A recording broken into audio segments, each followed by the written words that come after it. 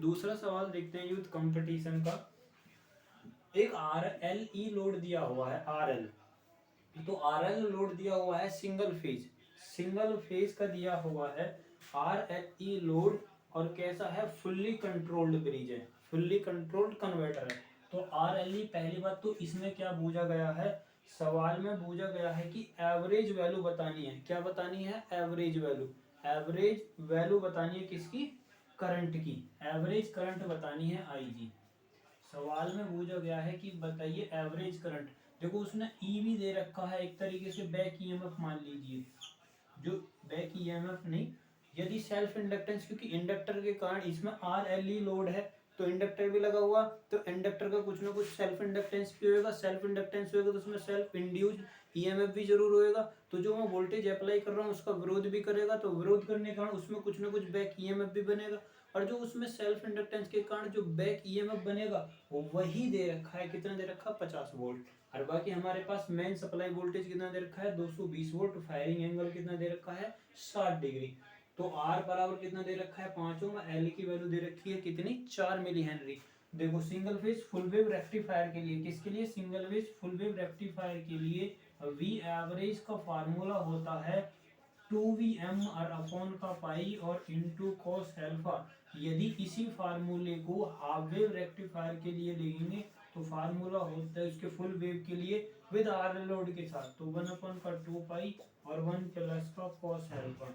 लेकिन हमें यूज करना है अभी इस समय ये, तो चलो देखो कितना होगा, 2 इंटू Vm की वैल्यू कितनी हो, देखो Vm कितना दे रखा, जब कभी भी सवाल में दिया हुआ हो, कोई भी गिवन वैल्यू होती है, याद रखना जो भी सवाल में दिया होगा हमेशा RMS वैल्यू दी होगी, हमेशा RMS वैल्यू दी होगी। तो इसका मतलब ये कौन सी वैल्यू है, RMS वैल्यू।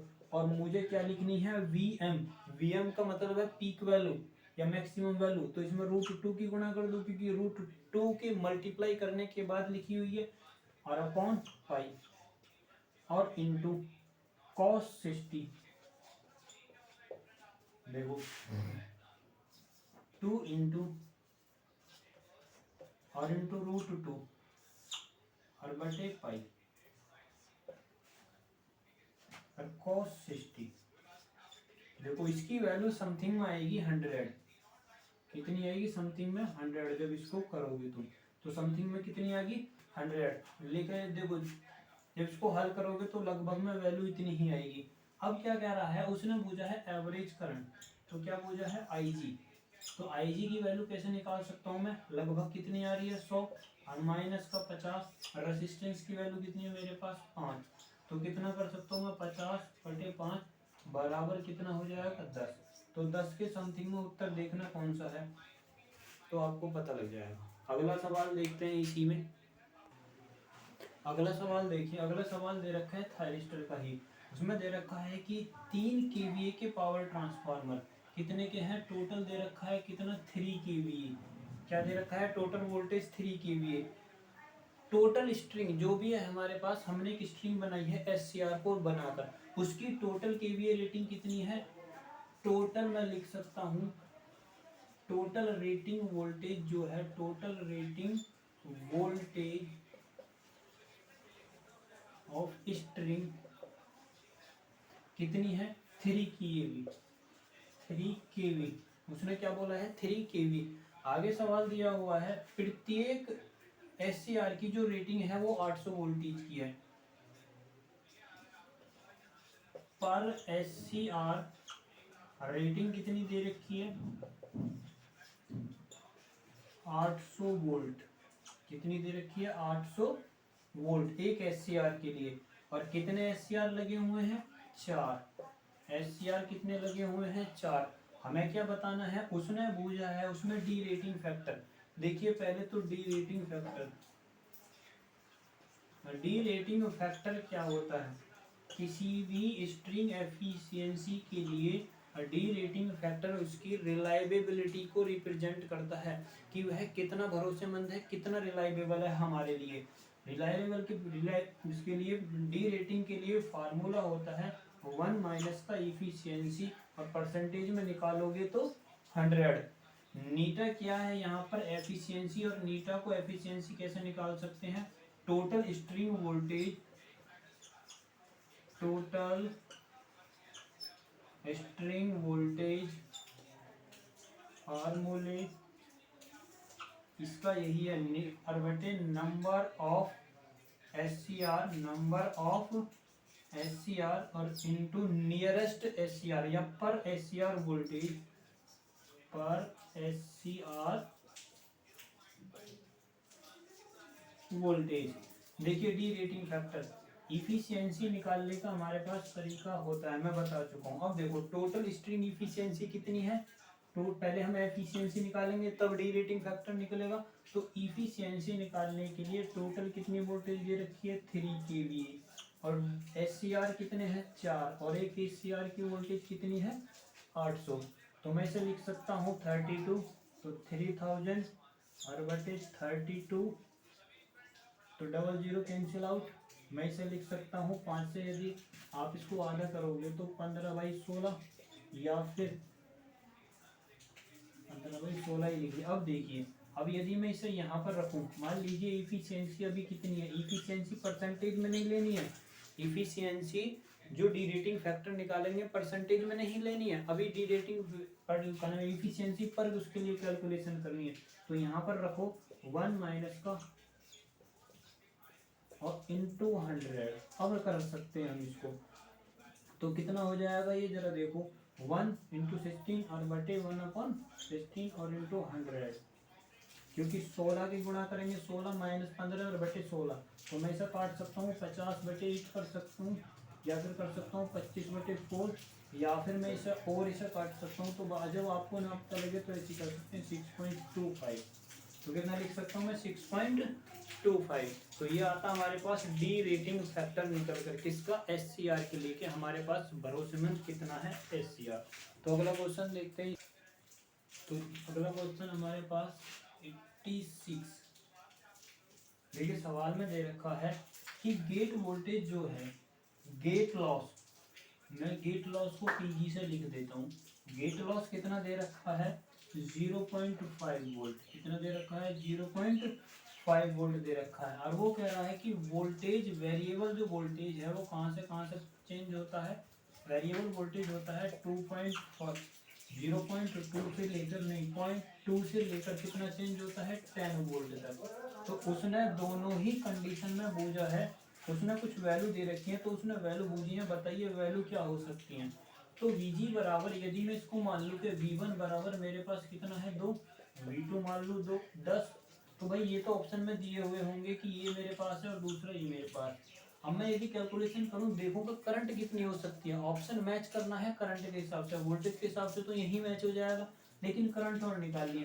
तो जो Pg होता है, मैं Pg को इस समय निकालता हूँ V इंटू आई लिख लूँ, मान लीजिए ये V1 है, यहाँ पर I1 हो जाएगा, Pg1 Pg मेरे पास सेम है, तो दूसरी बार में यदि मैं Pg निकालूंगा जो वोल्टेज चेंज होता, तो V2 लिख सकता हूँ और इंटू I2 लिख सकता हूँ। देखो Pg बराबर, अब यदि मेरे पास Pg की वैल्यू कितनी दी हुई है 0.5 बराबर V1 की वैल्यू कितनी दी हुई है 2 और इंटू I1 की वैल्यू I1 अभी मैंने मानी है, क्योंकि मैं इसको कैलकुलेट करूंगा। तो I1 बराबर कितना हो जाएगा 0.5/2, पॉइंट हटाओ 0, बराबर कितना लिख सकता हूँ 1/4, और 1/4 को कितना लिख सकता हूँ मैं 0.25, कोई दिक्कत। तो ये मेरे पास I1 बराबर कितना आएगा 0.25 एम्पियर। आगे देखो दूसरी वाली कंडीशन में, देखो Pg बराबर कितना दिया हुआ है वही 0.5 बराबर V2 की वैल्यू, V2 की वैल्यू कितनी हुई है 10 और इंटू कितना लिख सकता हूँ मैं इसको I2, तो 0.5 में से लिख सकता हूँ 0.5 और इंटू 10 बराबर I2, पॉइंट हटा सकता हूँ 0, तो 0.05 बराबर I2, ये इसके लिए हो जाएगी। तो ऑप्शन देखोगे तो एक ऑप्शन में तो ये वोल्टेज दिया हुआ है, बाकी दूसरे ये दिए हुए हैं, तो ऑप्शन जिसमें भी ये मैच कर रहा है उनको आप सही लगा सकते हो। तो अगला क्वेश्चन देखिए, हाफ वेव रेक्टिफायर के लिए एससीआर के हाफ वेव से,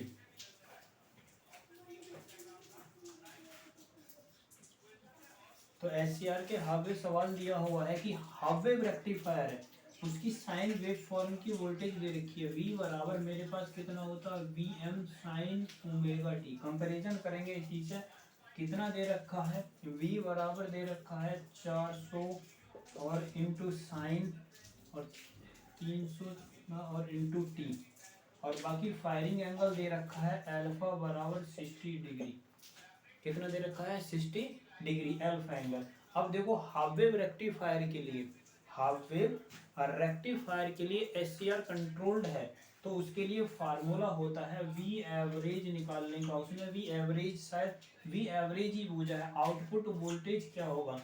तो याद रखना है हाफ वेव रेक्टिफायर के लिए एससीआर से फार्मूला जो एवरेज वोल्टेज का आता है, फार्मूला होता है वी एम और अपॉन का 2 पाई और 1 प्लस का cos alpha, 1 plus cos alpha.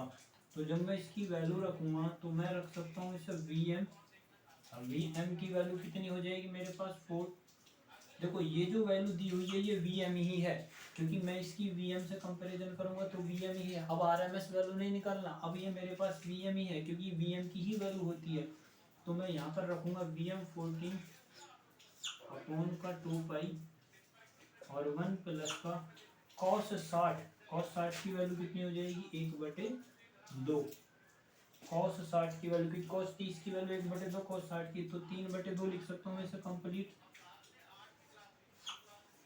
कोई दिक्कत यहाँ तक, कितना लिख सकता हूँ मैं इसे 3/2, 2 दूनी 4, 4 से काटूंगा 100 तो ये हो जाएगा 100 और इंटू 3/पाई। कितना लिख सकता हूँ मैं इसको 3/पाई, या फिर मैं इसको लिख सकता हूँ 300/पाई भी लिख सकता हूँ। कोई दिक्कत यहाँ तक। अगला सवाल देखिए, ऐसे ही देखिए एससीआर का क्वेश्चन पूछा गया है कि बताइए एससीआर में जो लैचिंग करंट होती है वो होल्डिंग करंट से कितना गुना होती है, कितने गुना ज़्यादा होती है या कम होती है। देखो जब एससीआर की वेवफॉर्म बनाते हैं तो एससीआर की वेवफॉर्म बनाते समय ये एससीआर की करंट आउटपुट करैक्टरिस्टिक होती है। तो ये एससीआर का ये VOB1, ये VOB2, ये VOB3। तो एससीआर की एक होती है होल्डिंग करंट, लैचिंग करंट एक आप जानते हो, एक होती है लैचिंग करंट, एक होती है होल्डिंग करंट। होल्डिंग करंट और लैचिंग करंट, यदि मैं होल्डिंग करंट में 3 की गुणा कर दूं तो वो बराबर होती है लैचिंग करंट के। लैचिंग करंट क्या होती है, एक एनोड करंट होती है किसकी, एससीआर की। और होल्डिंग करंट क्या होती है, यह भी एनोड करंट होती है। ये मिनिमम वह एनोड करंट है जिस पर एससीआर ऑन होता है, और यह वह मिनिमम करंट है जिस पर एससीआर ऑन कंडीशन में बना रहता है। एससीआर की लेचिंग वह होती है जिस लेचिंग करंट वह एनोड करंट जिस पर एससीआर ऑन होता है, और एससीआर की लेचिंग करंट वह होती है जिस पर एससीआर ऑन कंडीशन में बना रहता है। लेचिंग करंट होल्डिंग करंट से 3 गुना ज्यादा होती है। आगे देखो, तो अगला क्वेश्चन देखिए एससीआर का जो यूजेज है, मशीन के यूजेज यूपीपीसीएल में पूछा गया क्वेश्चन है 132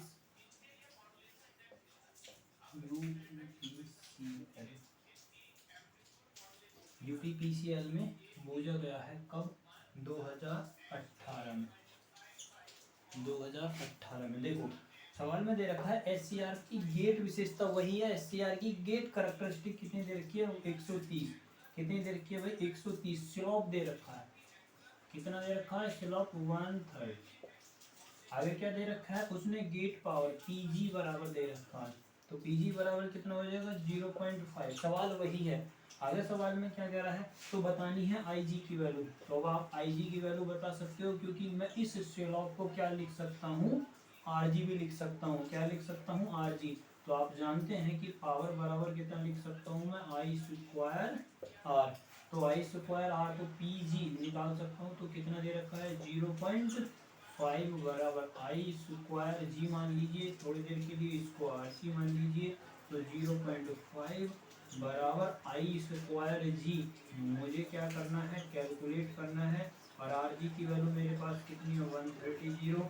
तो जब मैं इसको उल्टी तरफ लिखूंगा तो 0.5 और इंटू 130 दशमलव हटा लो और 0 डालो और इंटू कितना कर सकता हूँ मैं I² R इंटू जी। कोई दिक्कत यहाँ तक। आगे देखो मैं इसे लिख सकता हूँ 5/13 लिख सकता हूँ, और इंटू 10⁻⁻ का कितना लिख सकता हूँ, देखो 2 तो मेरे पास है ही, यदि मैं इसमें 2 और जोड़ दूँ, यदि मैं इसको 500 कर लूँ और इंटू 13 और इंटू 10⁻⁻⁴। और अब इस सभी का कर दो रूट। और रूट क्यों कर दूँ, क्योंकि ये मेरे पास किसकी है, आई जी स्क्वायर की वैल्यू, और मैं इसे लिख सकता हूँ आई जी की वैल्यू। तो 13 का जब हम लगभग इसमें भाग देंगे तो देखो कितना बनेगा। अभी तो मैं इसी के अंदर हूँ, इसी में बात करनी है हमें, तो मिली एम्पियर में भी लिख सकते हैं और भी लिख सकते हैं। तो 13 के लिए लिखूंगा 13 चौक 52, समथिंग में 4, समथिंग में कितना लिख सकता हूँ मैं इसको 4, 13 चौक 52, तो एक जीरो बचेगी, मैं जीरो लगा सकता हूँ। बराबर कितना लिख सकता हूँ मैं इसे अभी इंटू 10⁻⁻⁴, बराबर कितना लिख सकता हूँ मैं इसको आई जी 40 को कितना लिखा जा सकता है, देखो 6 के समथिंग में 600 ऊपर जाओगे, 6 6 36, 600 ऊपर चले जाओ कितना भी, तो कितना लिख सकता हूँ मैं इसको 6, क्योंकि 40 है मेरे पास, तो 6 पॉइंट कुछ भी लिख सकता हूँ इसको, 6 इंटू 2 लिख लीजिए, और इंटू 10⁻⁻2 बराबर आई जी। कोई दिक्कत जहाँ तक। यदि मैं इसको एक और करके लिखूँ तो कितना लिखा जा सकता, तो लिखा जा सकता 62 इंटू 10⁻⁻3, और बराबर कितना लिख सकता हूँ मैं इसको, बराबर देखो इधर दिखाई नहीं दे रहा, इधर देखो कितना लिख सकता हूँ मैं इसे 6.2, 6.2 और इंटू 10⁻⁻2 बराबर आई जी। मैं इसको कितना लिख सकता हूँ, लगभग 62 इंटू 10⁻3 बराबर कितना लिख सकता हूँ मैं इसको आई जी, या फिर मैं 62 मिली एम्पियर भी लिख सकता हूँ आई जी। यही सवाल के अंदर पूछा गया है, ये यूपीपीसीएल 2018 क्वेश्चन आई जी पूछी गई है एससीआर के लिए। अब अगला क्वेश्चन देखिए, बहुत ही बढ़िया सवाल है एससीआर का 135 135।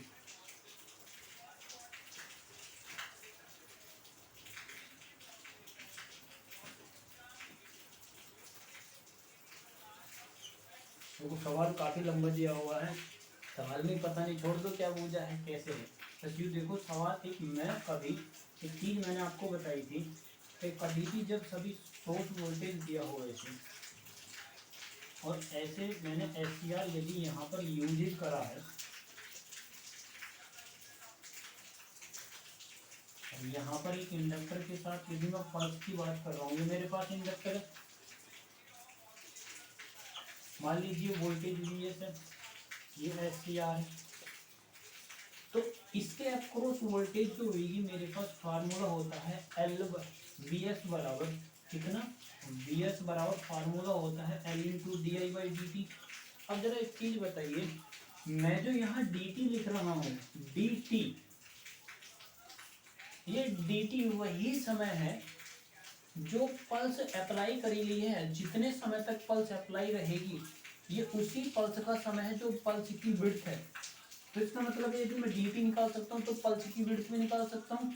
dt मेरे पास क्या है, time of pulse, time of pulse width, जो पल्स है उसकी विड्थ की टाइम। तो इसका मतलब मैं इसकी विड्थ को टाइम के रेस्पेक्ट में बोल सकता हूँ कि जितनी इसकी विड्थ है उतना ही इसका टाइम है। तो टाइम के अकॉर्डिंग विड्थ को भी कैलकुलेट करा जा सकता। सवाल देखो 135 है, यह भी यूपीपीसीएल 2018 में पूछा जा चुका है। देखो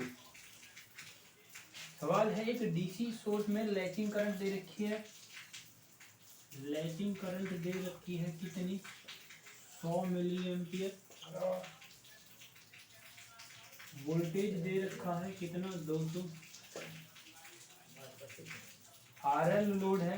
चालू करने के लिए आवश्यक गेट पल्स की न्यूनतम चौड़ाई बतानी है, गेट पल्स की ही न्यूनतम चौड़ाई बतानी है, डीटी ही बतानी है, gate pulse width, gate pulse की विड्थ ही बतानी है, गेट पल्स की विड्थ ही बतानी है। और एल बराबर कितना दे रखा है 0.2 हेनरी, और आर बराबर दे रखा है भाई साहब 20 ओम, कितना दे रखा है 20 ओम। देखो अभी मैंने बताया कि बी एस बराबर वोल्टेज कितना है मेरे पास 200, बराबर एल की वैल्यू कितनी है 0.2 into D I by D T. L बराबर कितना दे रखा, आई बराबर कितना दे रखा है 100, और इंटू 10⁻⁻3। मुझे क्या निकालना है, डी टी निकालना है। तो डी टी निकालने के लिए मैं इसको इधर ले जा सकता हूँ, तो डी टी बराबर लिख सकता हूँ 0.2 और इंटू 100 और इंटू 10⁻³ और अपॉन 200। तो डी टी बराबर कितना लिख सकता हूँ मैं, यहाँ से पॉइंट हटा के 0 लगा सकता हूँ, इन तीनों जीरो से इन तीनों को कैलकुलेट हटा सकता हूँ, तो कितना लिख सकता हूँ 2 से 2 और बराबर आंसर कितना आ सकता है मेरे पास 100 माइक्रो सेकेंड। कितना हो जाएगा मेरे पास 100 माइक्रो सेकेंड। तो कितना हो गया 100 माइक्रो सेकेंड। कैसे हो गया देखो 0.2 से 2 खत्म, 3 जीरो ये इसके साथ जुड़ गई, 3 जीरो 10 की पावर इसके साथ ये कटी नहीं है, जुड़ी हुई है, फिर 10⁻³ और इंटू जब ये तीनों जीरो भी ऊपर जाएंगे तो 10⁻³ आगे नहीं देना नहीं, तीन कितना हो जाएगा 10⁻³ और 10⁻³ तो कितना हो जाएगा 10⁻⁻6 और 10⁻⁻6 को कितना लिख सकता हूँ मैं माइक्रो, कितना लिख सकता हूँ मैं माइक्रो, तो कितना हो जाएगा डी टी बराबर 100 माइक्रो सेकेंड। तो ये पल्स विड्थ निकल का ये किसके लिए, उस इंडक्टर के लिए, उस SCR के लिए जिसको हम अप्लाई कर रहे हैं। अगला सवाल देखिए, सवाल दे रखा है डीसी चॉपर का इस्तेमाल करते हुए 600 वोल्टेज सोर्स से 120 वोल्ट की बैटरी चार्ज करी जाती है। तो वोल्टेज सोर्स कितना है 600, हमें आउटपुट पे कितनी चाहिए, वो कह रहा है कि 120 वोल्ट की बैटरी चार्ज करनी है। तो इसका मतलब है हम 600 वोल्टेज इनपुट पे दे रहे हैं लेकिन हमें आउटपुट पे सिर्फ 120 ही वोल्टेज चाहिए। सवाल पूछा हुआ है कि मैक्सिमम करंट 2 एम्पियर की है और उसके साथ 20 एम्पियर होनी चाहिए यदि चॉपर की फ्रीक्वेंसी चॉपर की फ्रीक्वेंसी 200 हर्ट्ज हो तो ड्यूटी साइकिल बतानी है। पहली बात तो ये ड्यूटी साइकिल वह होती है जिसके लिए रेशो होता है, जिसके लिए जितना हम समय ले रहे हैं और जितना हमें समय टोटल मिल रहा है। देखो ड्यूटी साइकिल कभी भी कहे, सवाल है कौन सा, ये सवाल है 146 कंपटीशन का। तो देखो ड्यूटी साइकिल क्या होती है, ड्यूटी साइकिल मैं यदि डेल से दिखाऊं तो ड्यूटी साइकिल होती है टी ऑन बटी टोटल टी, जितना भी मेरे पास टाइम होता। वोल्टेज के रेस्पेक्ट में बात कर रहा, तो देखो मुझे बैटरी चार्ज करने के लिए कितनी वोल्टेज चाहिए 120, भाई 120 चाहिए, मान लीजिए मैक्सिमम है और मुझे जरूरत दे कितने रहे हम 600 क्वेश्चन है, तो 1/5 लिख सकता हूँ मैं, कितना लिख सकता हूँ इसको 1/5 ही लिख लीजिए बस। ये होगी मेरे पास ड्यूटी साइकिल। कभी ड्यूटी साइकिल में फार्मूला पूछे तो VS बराबर मैं लिख सकता हूँ अल्फा इंटू V0 बराबर कभी पूछे तो अल्फा इंटू BS। V0 क्या है यहाँ पर आउटपुट वोल्टेज क्या है भाई, आउटपुट वोल्टेज, और VS क्या है यहाँ पर इनपुट वोल्टेज, क्या है यहाँ पर इनपुट वोल्टेज। और देखिए आगे एक सवाल है 141 यूथ कंपटीशन का ही, उसमें क्या पूछा है फ्रीक्वेंसी पूछी है 4 वायर के लिए 400 हर्ट्ज है और रिपल की आवृत्ति बिल्कुल नेगलेक्ट, रिपल आवृत्ति पूछी है बाकी गायब है। तो देखिए हाफ वेव रेक्टिफायर के लिए है, तो हाफ वेव रेक्टिफायर के लिए भी रिपल फ्रीक्वेंसी जो होती है 3 इंटू मेन फ्रीक्वेंसी की होती है, तो 3 इंटू जो सप्लाई फ्रीक्वेंसी के उसके 3 गुना होती है, तो 3 इंटू सप्लाई फ्रीक्वेंसी कितनी दे रखी है भाई इसने 400, तो बराबर कितना कर सकता हूँ मैं 120 हर्ट्ज, कितना हो सकता है 120 हर्ट्ज हो सकता है। आगे देखिए और सवाल एक और, देखो बक कन्वर्टर, बक और बूस्ट में अंतर पूछा है, बक और बूस्ट देखो दो चीज होती हैं, जब कभी भी कहे बूस्ट कन्वर्टर, कौन सा कहे बूस्ट कन्वर्टर,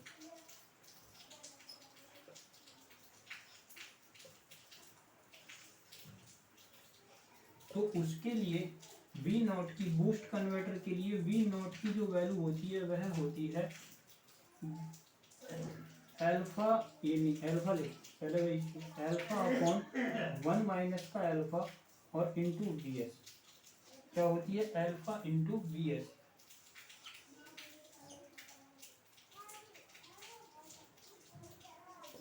ये होगी हमारे पास बूस्ट में बक के लिए, लिखो पहले बक कन्वर्टर के लिए, बक कन्वर्टर के लिए जो V0 की वैल्यू होती है अल्फा अपॉन का 1 माइनस अल्फा इंटू VS होती है। यदि मैं यहाँ VS और अपॉन VS का अनुपात निकालूं कि वी एस कितना हो जाता है वी नॉट और अपॉन का वी एस, ये भी एक तरीके से ड्यूटी साइकिल के लिए, तो वन माइनस का एल्फा कितना हो जाएगी वन अपॉन का वन माइनस एल्फा। ये होती है बक कन्वर्टर के लिए। जब कभी भी कहे वो कि बूस्ट कन्वर्टर के लिए कितनी होगी, तो बूस्ट कन्वर्टर के लिए पहले बूस्ट लिख लीजिए,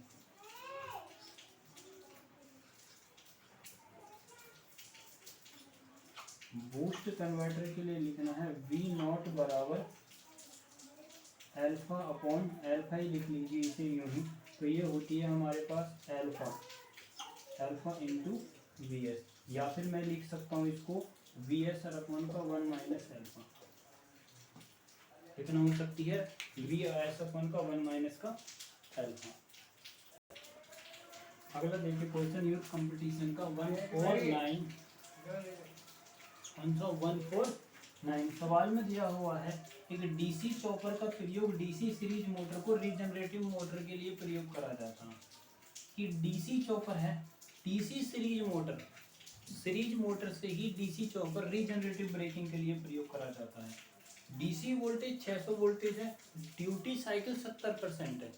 ड्यूटी साइकिल 77% का मतलब है कि हम उसका 70% हिस्सा यूज कर लेते हैं। अभी भी ब्रेकिंग के समय 70% हिस्सा यूज कर रहे हैं रीजनरेटिव ब्रेकिंग के समय। इसका मतलब ब्रेकिंग में ये नहीं कि पावर ही सारी रिवर्स होगी, कुछ पावर को हम क्या काम करेंगे ऐसा यूज हो जिसमें मोटर ब्रेकिंग का भी तो काम करेगी, मोटर को रोका भी तो जाएगा। ये नहीं कि पावर सारी रिवर्स हो जाएगी। जितना हम ब्रेकिंग के लिए हमें जरूरत है पावर, उतनी पावर हम ब्रेकिंग को देंगे, बाकी पावर को हम क्या काम करेंगे रिवर्स कर लेंगे ट्रांसमिशन लाइन में जितना, या फिर स्टोर कर लेंगे बैटरी में। तो सवाल दिया हुआ है कि 70% ड्यूटी साइकिल है, तो इसका मतलब 70% जो हमें पावर रीजनरेटिव के समय हमें मिल रही है उसका 70% हम अभी भी ब्रेकिंग में यूज कर रहे हैं, बाकी 30% हमें वापस मिल रही है, बाकी 30% हमें वापस मिल रही है जिसका हम प्रयोग कर रहे हैं। सवाल कर रहा है यह धारा यदि विदाउट रिपल है तो बताना है कि पावर सप्लाई फीडबैक हमें कितने मिल रही है, एवरेज वोल्टेज आर्मेचर के द्वारा कितनी मिल रही है। देखो तो सवाल में रीजनरेटिव ब्रेकिंग दे रखी है, वी टी फार्मूला लगाओ आप, वी टी बराबर वन माइनस मैं लगा सकता हूँ यदि मेरे पास रीजनरेटिव ब्रेकिंग जब कहे कि 100% यूज हो रही है तो वी टी बराबर हो जाना चाहिए वी एस, वी टी बराबर वी एस। अब वो कह रहा है कि हम 70% यूज कर रहे हैं, तब उस समय ड्यूटी साइकिल अल्फा बराबर 1 होगी, ड्यूटी साइकिल अल्फा बराबर 1 होगी। तो 1 माइनस का 1 करेंगे तो सारा जीरो हो जाएगा, जीरो हो जाए तो 1 माइनस का जीरो। तो आगे देखिए वी एस बराबर कितना लिख सकता हूँ ना 1 माइनस का जो मेरे पास ड्यूटी साइकिल है कितनी है टी ऑन बटे टी बराबर कितना लिख सकता हूँ मैं इसको वी एस। इसका मेरे पास काम हो रहा है यूज करने में ब्रेकिंग के समय, तो वी टी बराबर कितना लिख सकता हूँ मैं 1 माइनस कितना हम यूज कर रहे हैं उसका 70%, कितना यूज कर रहे हैं उसका 70%, और वी एस हमें चाहिए, वी टी हमें चाहिए कि बताइए आर्मेचर वोल्टेज कितना है। तो 1 माइनस का कितना लिख सकता हूँ मैं 0.7 कितना लिख सकता हूँ मैं 0.7 इंटू वी एस। तो कितना वोल्टेज हमें वापस मिलेगा 0.3 और इंटू वी एस, तो वी टी बराबर हमें बताना है 0.3 और वी एस की वैल्यू कितनी दे रखी है, और वी एस की वैल्यू इसमें दी हुई है 600 वोल्ट, कितनी दी हुई है 600। तो इसकी जब इसमें मल्टीप्लाई करेंगे तो आउटपुट रिवर्स वोल्टेज मिलेगी हमें 180। बाकी वोल्टेज क्या हो रही है ब्रेकिंग के समय यूज हो रही है, और 180 वोल्टेज हमें क्या हो रही है रिवर्स रीजनरेटिव के समय प्राप्त हो रही है। दूसरा सवाल देखिए 150, तो 150 में कह रहा है कि of the elimination of fifth harmonics from the output of this inverter. Fifth harmonics हमें इन्वर्टर के रिड्यूस करने हैं, नेगलेक्ट करने हैं, तो उसके लिए हमें बताना है PWM इन्वर्टर में पल्स की स्थिति क्या होनी चाहिए। फिफ्थ हार्मोनिक यूज कर रहे हैं तो कभी भी जब आपको हार्मोनिक्स दिया हो, फिफ्थ हार्मोनिक दिया हो, सेवंथ हार्मोनिक जो भी हमें रिड्यूस करना है तो सीधा कैलकुलेट कर दो 360 से, टोटल कितना हो सकता है इतना, और के कौन सा रिड्यूस करना है फिफ्थ, तो कितना हो जाएगा हमारे पास 72। इतने की यदि आप इसमें दोगे तो क्या हो जाएगा रिड्यूस हो जाएगा कौन सा फिफ्थ हार्मोनिक। आगे देखो आगे सवाल होता है ये कह कि यदि एक सिंगल फेज कन्वर्टर में फायरिंग एंगल अल्फा बराबर 0 है, सिंगल फेज ब्रिज कन्वर्टर में, सिंगल फेज ब्रिज कन्वर्टर के लिए फार्मूला होता है, सिंगल फेज ब्रिज कन्वर्टर के लिए आप फार्मूला लिखोगे वी एवरेज बराबर होता है 2Vm अपॉन का पाई और 1 प्लस का कॉस एल्फा। किसके लिए? कॉस एल्फा होता है, कितना होता है? Cos alpha. वी एवरेज होता है 2Vm अपॉन का पाई और इंटू कॉस एल्फा। तो कितना होता है? 2Vm अपॉन का पाई और इंटू कॉस एल्फा। किसके लिए? ब्रिज इन्वर्टर के लिए। बस यही पूछा है। कॉस जीरो की वैल्यू कितनी होती है? 1। तो वी एवरेज डी कितना हो सकता है मेरे पास? 2Vm अपॉन का पाई। तो वह साइकिल हो सकती है जो एवरेज के लिए निकल पाती है। एवरेज साइकिल के लिए, एवरेज जो साइनसोइडल साइकिल के लिए एवरेज वैल्यू होती है 2Vm अपॉन का पाई। और single phase single phase bridge converter के लिए, सिंगल फेज ब्रिज कन्वर्टर के लिए एवरेज वैल्यू होती है 2Vm अपॉन का पाई और इंटू कॉस एल्फा। आगे सवाल देखिए कौन सा? 122 सवाल दिया हुआ है एक सिंगल फेज एससीआर की शीर्ष वोल्टेज कितनी दी हुई है और वी दिया हुआ है। हम कंपैरिजन करते हैं Vm साइन ओमेगा टी। तो V बराबर, सवाल दिया हुआ है 200 और साइन 314 और इंटू टी, और R की वैल्यू दी हुई है सवाल में 100 नहीं 10 ओम। कितनी दी हुई है? 10 ओम। उसने पूछा है सप्लाई 120 डिग्री 120 डिग्री का एंगल दिया हुआ है। कितना दिया है? मान लीजिए कि अल्फा, मान लीजिए कितना दिया हुआ है? 120 डिग्री। कितना दिया हुआ है? 120। सवाल में क्या पूछा है? तब एवरेज लोड करंट बतानी है। करंट बतानी है कितनी होगी। देखो पहली बात तो सवाल में क्या दिया है? सिंगल फेज है, single phase SCR voltage source है। तो सिंगल फेज के लिए जो वी एवरेज वैल्यू होती है, किसके लिए? सिंगल फेज के लिए जो वी एवरेज की वैल्यू होती है Vs अपॉन का 2 पाई, Vs अपॉन का 2 पाई और 1 प्लस का कितना लिख सकता हूँ मैं सब? Cos alpha. यदि मैं इसके लिए करंट की वैल्यू निकालूं, आई एवरेज की जो वैल्यू होती है वह होती है Vs अपॉन का 2 पाई आर और 1 प्लस का कॉस एल्फा। कितनी होती है? 1 प्लस का कॉस एल्फा। तो 1 प्लस का कॉस एल्फा, देखो आई एवरेज हो गया 120। फार्मूला रखो Vs बराबर, या Vm रखता हूँ, Vs की जगह Vm, ये Vm ही होता है। जब कभी भी निकालोगे तो ये Vm ही होता है। तो देखो मैं इसे लिख सकता हूँ 200 upon 2 pi r, 2 pi 2 into 3.4 और इंटू आर की वैल्यू कितनी दी हुई है? 10 और इंटू देखो 1 प्लस का कॉस एल्फा। तो 120 दिया हुआ है, 120। तो 120 1 प्लस कॉस एल्फा जब 120 रखोगे तो इस पर लगभग समथिंग वैल्यू आएगी निकल के 1/2, क्योंकि इसकी वैल्यू कितनी हो जाएगी? 1/2, 3/2। इसे 1/2 इसमें से निकालोगे। जब कॉस को रखोगे, जब तुम कॉस को रखोगे 120 और इसे तोड़ोगे तो कितना कर सकते हैं इसको? कॉस 90 प्लस का 30 कर सकते हैं इतना। तो कॉस से कॉस को निकालेंगे कितना हो जाएगा? कॉस 30। ठीक, तो कॉस 30 को करेंगे आगे। देखो आगे कितने लगभग में इसकी जो वैल्यू आएगी निकल कर, वो मैं इसे लिख सकता हूँ 5/5। मत काटिए, आपको कोई दिक्कत नहीं है इतनी। तो मैं जैसे करेंगे 2 से कितनी बार कट गया? ये 100 बार। ठीक है, 2 से कितना कट सकता है? ये 50 बार। 10 से कितना कट सकता है? ये 5 बार। मत काटिए इसको, 5/5 भी लिख सकता हूँ।